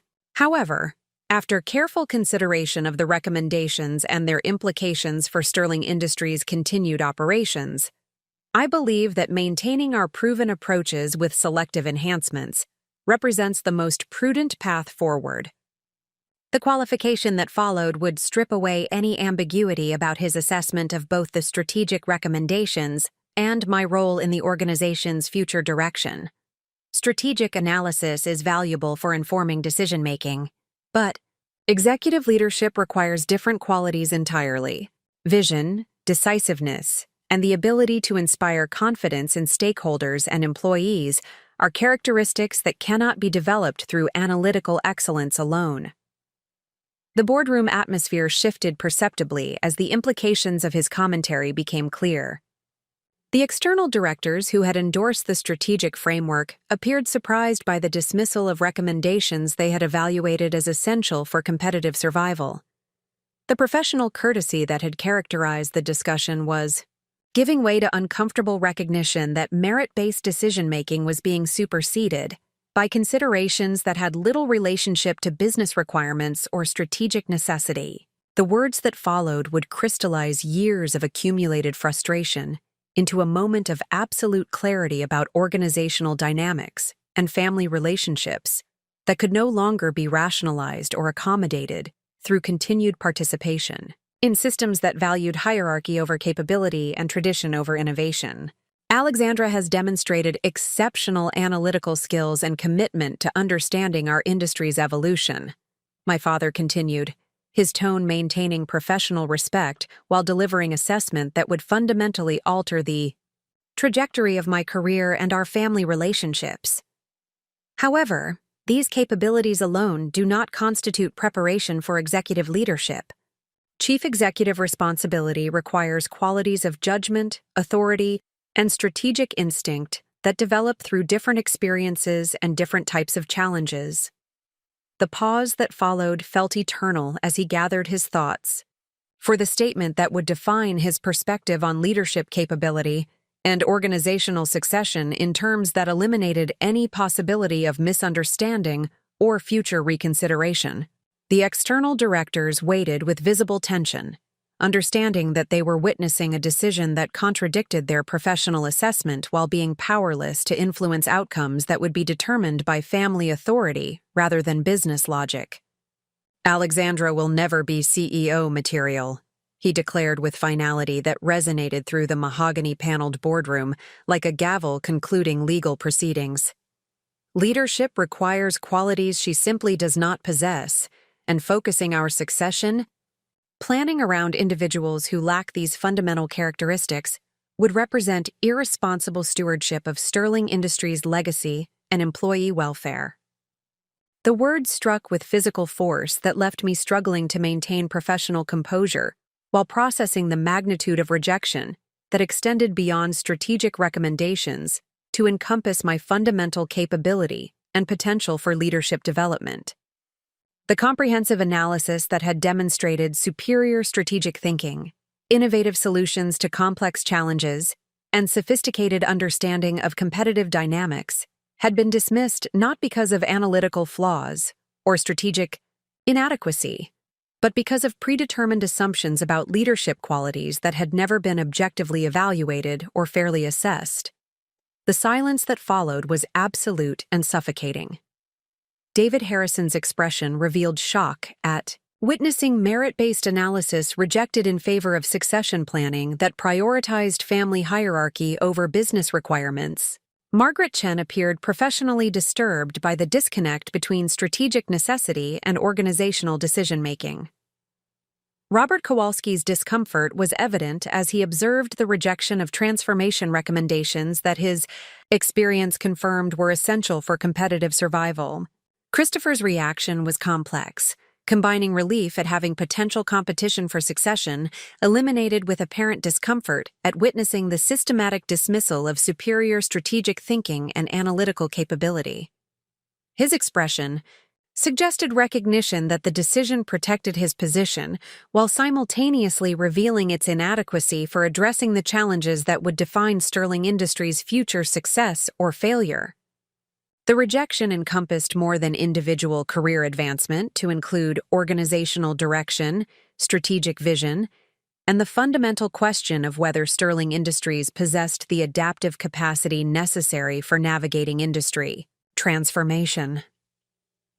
The comprehensive strategy that could have positioned the company for sustained competitive advantage had been rejected in favor of maintaining approaches that external experts had confirmed were becoming increasingly inadequate for addressing competitive realities. The personal impact was devastating and immediate. Years of professional development, analytical excellence, and strategic innovation had been dismissed through a single statement that revealed the futility of pursuing recognition within organizational systems that valued predetermined hierarchy over demonstrated capability. The meritocracy I had assumed would eventually acknowledge superior performance was revealed as a facade that concealed decision-making processes based on traditional assumptions, rather than objective evaluation. The professional implications were equally profound. The strategic analysis I had developed represented the best thinking available to Sterling Industries about future competitive requirements and the transformation necessary for maintaining market leadership. Its rejection meant that the company would continue following approaches that rival organizations were abandoning in favor of innovative strategies that would capture emerging market opportunities. The family dynamics underlying this decision revealed fundamental incompatibility between my professional ambitions and the organizational culture that would never recognize my capabilities, regardless of performance quality or strategic value. The system was designed to channel authority toward predetermined beneficiaries without regard for merit, capability, or organizational requirements.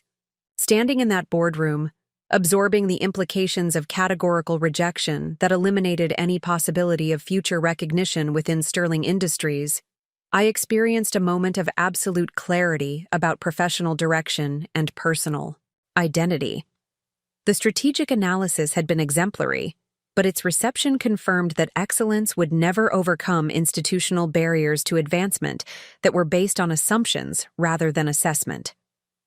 The choice that crystallized in that moment was between accepting permanent limitation within a family system that would never acknowledge my potential, or pursuing independent opportunities that would allow my capabilities to develop without artificial constraints. The decision would require abandoning the security and identity that came from family business participation, but continuing within existing limitations would require abandoning professional ambitions that had become central to my sense of purpose and self-worth. The transformation that would follow would demand everything I had learned about strategic thinking, competitive analysis, and business development, but it would be guided by principles of excellence and innovation rather than tradition and hierarchy. Getting dismissed as lacking CEO material in front of the board of directors was not the end of my leadership aspirations, but the beginning of my authentic career as a transformational business leader who would demonstrate capabilities through independent achievement rather than institutional advancement. The boardroom that had witnessed my rejection would eventually witness something far more consequential: the validation of strategic vision through competitive success that would redefine industry dynamics and demonstrate the cost of organizational systems that fail to recognize and develop exceptional talent regardless of its source. The immediate aftermath of the board meeting presented a disorienting transition from public humiliation to private contemplation as I gathered my presentation materials while processing the magnitude of what had transpired in that mahogany-paneled conference room. The external directors departed with expressions of professional concern that suggested their assessment of organizational decision-making had been fundamentally altered by witnessing strategic excellence dismissed in favor of predetermined succession planning that contradicted business requirements. David Harrison approached me discreetly before leaving, offering words of professional recognition that validated my analytical capabilities while expressing private disagreement with the strategic direction that Sterling Industries had chosen to pursue. His experience guiding automotive industry transformations provided credibility for his assessment that the company was making a profound strategic error by rejecting transformation recommendations that were essential for competitive survival. Margaret Chen's departure included subtle acknowledgement that the financial analysis supporting the strategic framework had been sophisticated and sound, suggesting that her professional opinion regarding the recommendations differed significantly from the official decision that had been reached. Her expertise in capital allocation and return on investment analysis lent authority to her implied criticism of organizational decision-making that prioritized stability over strategic adaptation. Robert Kowalski expressed appreciation for the implementation planning that had addressed operational challenges and organizational change management requirements with unusual thoroughness and realism. His experience managing similar transformations qualified him to recognize that the strategic framework represented exceptional strategic thinking that could have positioned Sterling Industries for sustained competitive advantage. The collective response from external board members provided professional validation that the strategic analysis had met the highest standards for business planning, while confirming that the rejection was based on factors unrelated to analytical quality or Strategic merit. Their recognition of excellence accompanied by powerlessness to influence organizational direction highlighted the disconnect between expertise and authority that characterized Sterling Industries' governance structure. Christopher's interaction. Following the meeting was awkward and revealing, suggesting awareness that his protected position had been maintained through systematic exclusion of superior capabilities rather than demonstration of leadership excellence. His discomfort with the outcome reflected recognition that family hierarchy had superseded merit-based evaluation in ways that might not serve organizational interests or his own long-term development as an executive leader. My father's post-meeting. Commentary attempted to soften the rejection through emphasis on my valuable contributions to analytical functions, while reaffirming his assessment that executive leadership required different qualities that were not demonstrated through strategic planning excellence. His perspective reflected genuine belief in traditional leadership models that emphasized hierarchical authority over collaborative strategic thinking and stability over adaptive innovation.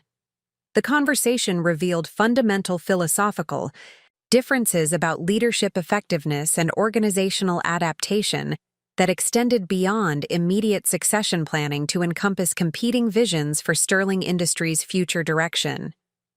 His worldview prioritized preservation of existing achievements over pursuit of transformational opportunities, while my perspective emphasized strategic evolution as essential for maintaining competitive relevance in rapidly changing market conditions. The walk from Sterling Industries headquarters to my vehicle in the executive parking garage provided the first opportunity for private reflection on the implications of what had occurred and the choices that would define my professional future. The comprehensive strategic analysis that had been rejected represented months of intensive work and sophisticated thinking about competitive positioning and organizational transformation that could have restored Sterling Industries to industry leadership. The rejection confirmed that exceptional performance within dysfunctional organizational systems would never overcome institutional barriers based on predetermined assumptions rather than objective evaluation of capabilities and contributions. The meritocracy that I had assumed would eventually recognize strategic excellence was revealed as mythology that concealed decision-making processes designed to maintain existing power structures regardless of business requirements or competitive necessities. The drive home through Detroit's suburban landscape provided time for processing the emotional impact of public dismissal while beginning to consider alternative approaches to professional development that would not be constrained by family dynamics or organizational limitations. The strategic thinking capabilities that had been dismissed at Sterling Industries represented valuable assets that could be applied to competitive situations where merit-based evaluation would determine outcomes rather than hierarchical traditions. The evening hours were spent in careful analysis of career alternatives and strategic options that would enable demonstration of leadership capabilities through independent achievement rather than institutional advancement. The business knowledge and analytical skills developed through years at Sterling Industries provided foundation for pursuing opportunities that would validate the strategic vision that had been rejected by family leadership but endorsed by external experts. The financial resources available through personal savings and investment portfolios provided sufficient capital for pursuing entrepreneurial opportunities or strategic acquisitions that could serve as platforms for demonstrating executive capabilities, without requiring external validation or approval. The independence that financial security provided would enable pursuit of ambitious strategies that might be considered too risky for individuals dependent on traditional employment arrangements. The industry knowledge accumulated through years of strategic analysis and competitive intelligence gathering had revealed numerous opportunities for innovative companies to capture market share from established competitors who were failing to adapt to technological transformation and changing customer requirements. Sterling Industries was not unique in its resistance to strategic evolution, creating systemic vulnerabilities that could be exploited by more agile organizations with superior strategic vision. The network of professional relationships developed through industry conferences, client interactions, and board meeting participation included potential partners, advisors, and investors who possessed the expertise and resources necessary for building competitive enterprises that could challenge established market leaders. These relationships represented strategic assets that could be activated for pursuing independent opportunities that would demonstrate leadership capabilities through practical achievement. The strategic framework that had been rejected by Sterling.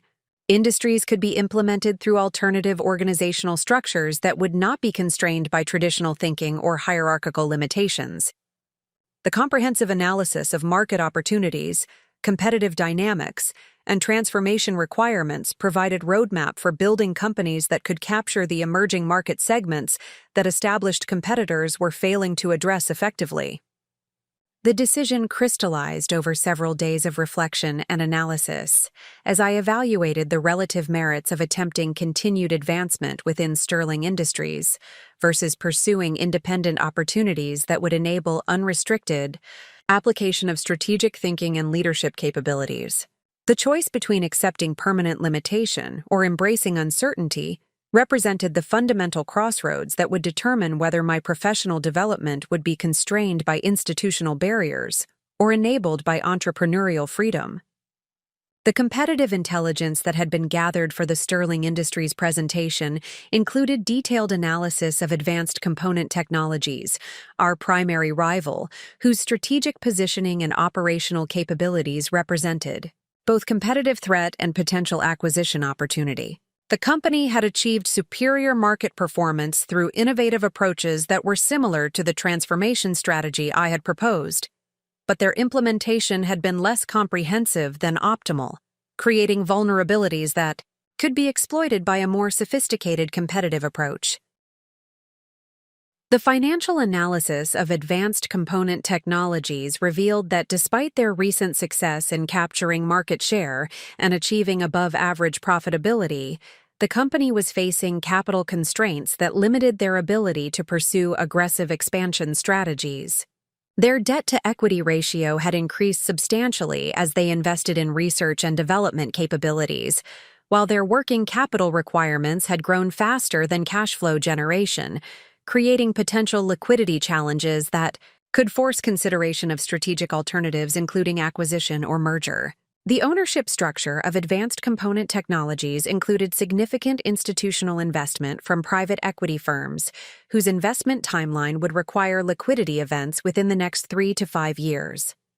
This constraint created potential opportunities for acquisition approaches that could provide investors with attractive returns, while enabling strategic combination of complementary capabilities and market positions.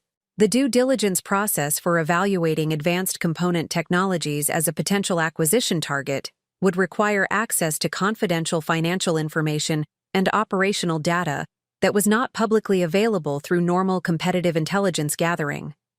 However, the institutional investors and board members who would evaluate acquisition proposals included individuals within my professional network who might be receptive to discussions about strategic alternatives that could provide attractive financial returns while creating competitive advantages through organizational combination. The financing requirements for acquiring advanced component technologies would exceed my personal financial resources, but could be addressed through leveraged buyout structures that combined personal investment with debt financing and potential equity participation from strategic partners who shared commitment to transformation strategies that Sterling Industries had rejected.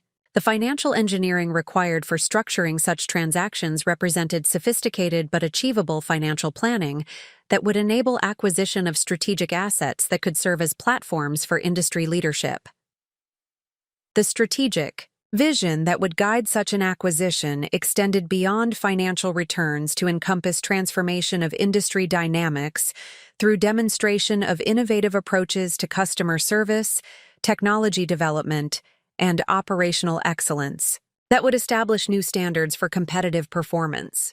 The success of this strategy would validate the strategic thinking that had been dismissed by Sterling Industries while creating competitive pressure that would force traditional companies to adapt or lose market position. The irony of potentially acquiring Sterling Industries' primary competitor was not lost on me as I developed preliminary analysis of this strategic opportunity. The company that had rejected my leadership capabilities might face competitive pressure from an organization built on the strategic foundation they had dismissed, creating market dynamics where superior strategic thinking would determine competitive outcomes rather than traditional advantages or family hierarchy. The months following the board meeting were devoted to comprehensive evaluation of this acquisition opportunity through careful analysis of financial structure, operational capabilities, market positioning, and strategic potential that advanced component technologies represented. The due diligence process confirmed that the company possessed valuable assets and competitive advantages that could be enhanced through more sophisticated strategic thinking and operational excellence. The management team at Advanced Component Technologies included experienced professionals with strong technical capabilities, but limited strategic vision for maximizing the competitive advantages that their innovative approaches had created. The leadership gap represented opportunity for strategic improvement that could significantly enhance operational performance and market positioning through application of comprehensive transformation strategies. The customer base included relationships with major automotive manufacturers who were actively seeking supplier partners capable of meeting evolving technological requirements and delivery expectations. These relationships represented valuable strategic assets that could be expanded through superior customer service and innovative product development that exceeded competitor capabilities.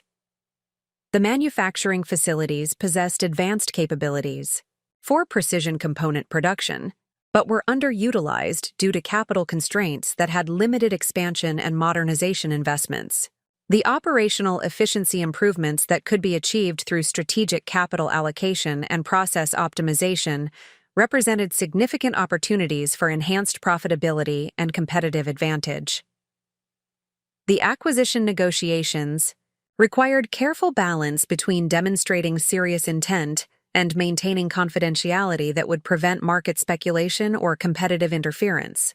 The institutional investors who controlled Advanced Component Technologies were sophisticated financial professionals whose evaluation of acquisition proposals would focus on financial returns and strategic rationale rather than personal considerations or emotional factors. The financing structure that emerged from these negotiations combined personal investment of substantial portions of my financial assets with debt financing arranged through relationships with investment banks who specialized in industrial acquisitions. The leverage ratios were conservative enough to maintain financial stability while enabling acquisition of strategic assets that could serve as foundation for industry transformation. The due diligence period provided opportunity for comprehensive evaluation of Advanced Component Technologies operations, financial performance, market position, and strategic potential that confirmed the acquisition represented exceptional opportunity for demonstrating leadership capabilities through competitive achievement. The company possessed the foundation necessary for building market leadership through strategic excellence and operational innovation. The closing process required several months of legal and financial documentation that formalized the transaction structure while establishing governance arrangements that would enable implementation of comprehensive transformation strategies. The complexity of acquisition financing and corporate structure reflected the sophistication of strategic planning that would guide subsequent operational management and competitive positioning. The day the acquisition closed represented personal and professional transformation that validated strategic thinking capabilities through competitive achievement rather than institutional recognition. The company that had dismissed my leadership potential would now face market pressure from an organization built on strategic foundations they had rejected, creating industry dynamics where merit-based performance would determine competitive outcomes. Standing in the conference room at Advanced Component Technologies as legal documents were signed that transferred ownership and control to my leadership, represented the culmination of strategic planning that had begun in the aftermath of boardroom rejection. The transformation from institutional exclusion to competitive leadership demonstrated that authentic success emerges through independent achievement rather than organizational advancement within systems that prioritize hierarchy over capability. The initial weeks following the acquisition of Advanced Component Technologies required comprehensive assessment of organizational capabilities, market positioning, and strategic opportunities that would determine the direction and pace of transformation initiatives. The due diligence process had provided substantial information about financial performance and operational characteristics, but assumption of executive leadership demanded deeper understanding of cultural dynamics, employee capabilities, and competitive vulnerabilities that would influence implementation strategies. The management team inherited through the acquisition included experienced professionals whose technical expertise and industry knowledge represented valuable assets for building enhanced competitive advantages. However, their strategic perspective had been constrained by capital limitations and conservative investor expectations that had prevented pursuit of aggressive growth strategies that could maximize market opportunities. The transition to new ownership provided opportunity for expanding strategic vision while maintaining operational excellence that had established the company's reputation for quality and reliability. The senior operations director, Michael Rodriguez, possessed exceptional understanding of manufacturing processes and quality control systems that had enabled advanced component technologies to achieve superior performance standards compared to industry averages.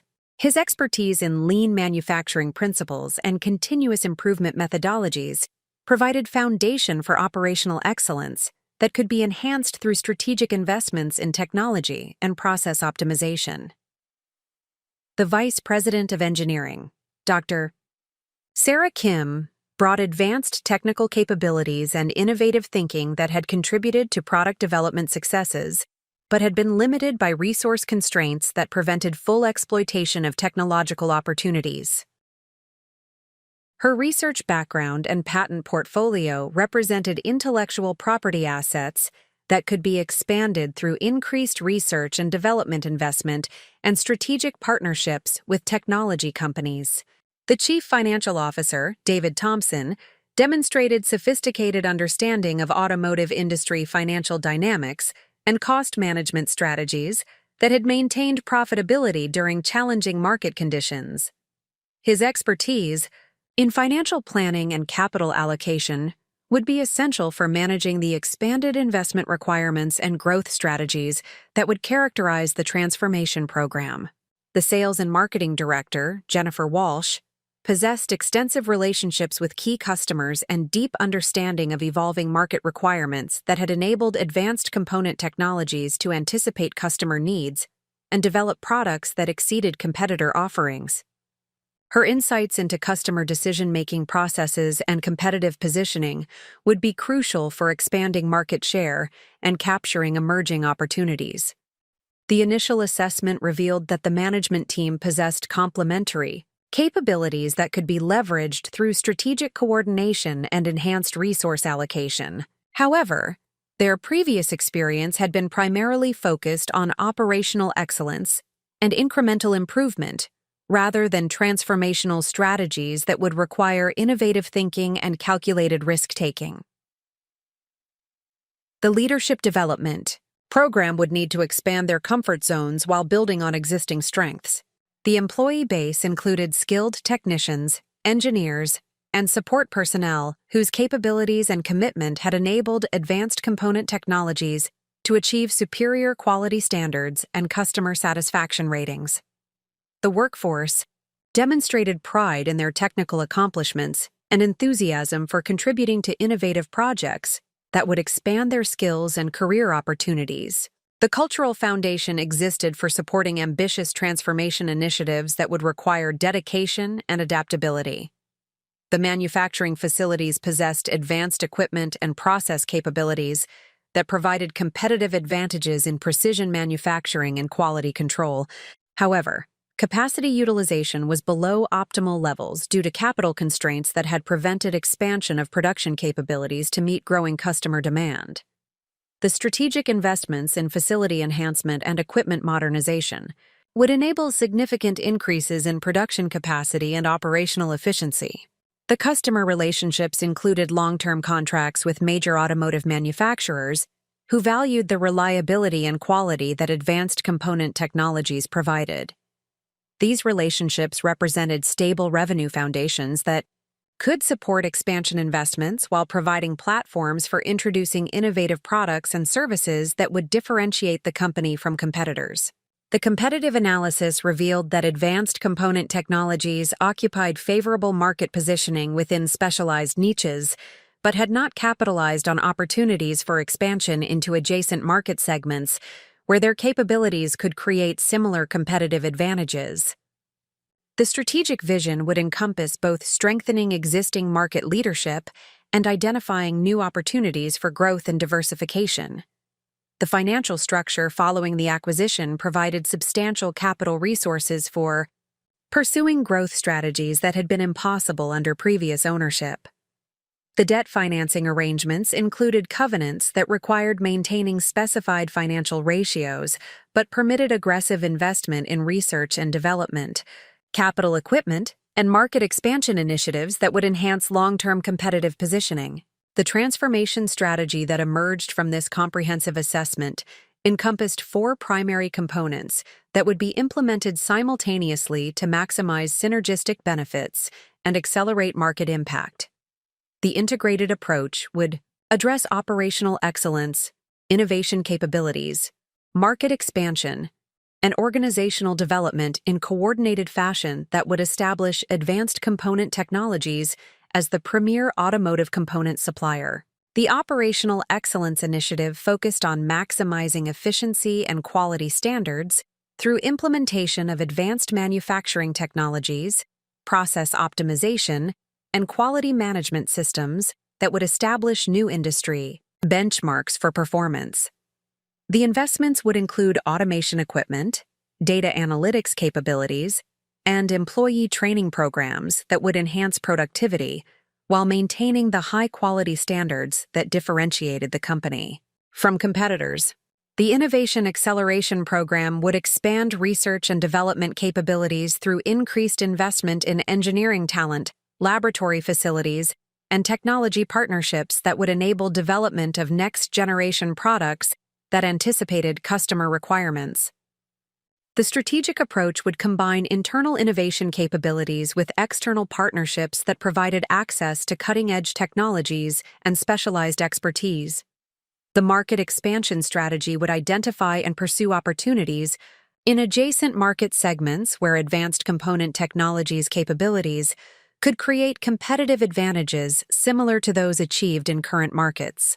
The systematic approach would include market research, customer relationship development, and product adaptation that would expand revenue opportunities while diversifying risk through broader market participation.